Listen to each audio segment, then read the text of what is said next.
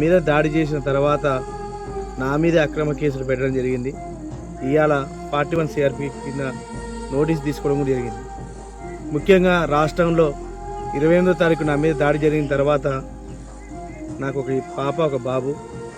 ఒకవేళ నేను ఏదైనా జరిగి చనిపోయి ఉంటే వాళ్ళు రోడ్డు మీద పడేటవాళ్ళు. ఇంకోటి 29వ తారీఖు కొల్లాపూర్ నియోజకవర్గం మహబూబ్నగర్ జిల్లాలో ఇలాంటి ఇన్సిడెంట్ ఒకటి జరిగి ఎక్స్ ఆర్మీ మల్లేష్ యాదవ్ కుటుంబం మీద కూడా దాడి చేసి ఆయన చంపడం జరిగింది. ఆయనకు ఒక పాప ఒక బాబు. దాని తర్వాత 37వ తారీఖు న్యూ ఇయర్ శుభాకాంక్షలు తెలిపితే ఇదే తుంగతుర్తి ప్రాంతంలో మహేష్ అనే వ్యక్తి మీద దాడి చేయడం జరిగింది. ఆ మహేష్కి ఒక పాప.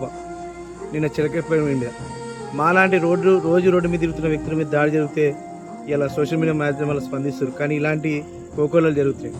రాష్ట్రంలో ఆ రాజ్యం తెస్తాం ఈ రాజ్యం తెస్తాం అని చెప్పి రౌడీ రాజ్యం తెచ్చారు. ముఖ్యంగా ఇలా మీకు ఇచ్చిన అవకాశాన్ని దుర్వినియోగం చేసుకొని మా మీద దాడులు చేస్తే పోతే మా ప్రాణాలు పోతాయి, కానీ మా కుటుంబాలు రోడ్డు మీద పడతాయి. కానీ మీరు అనుకున్న రాజ్యాలు జనానికి ఏమి ఉపయోగపడవు.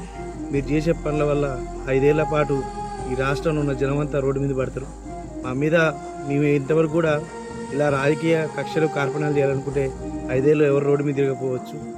కానీ ఇలా మీకు అధికారం రావడానికి మీ రోడ్డు మీద యాత్రలు చేయడానికి అవకాశం ఇచ్చింది మా బీఆర్ఎస్ పార్టీ, అప్పుడున్న ముఖ్యమంత్రి గారు.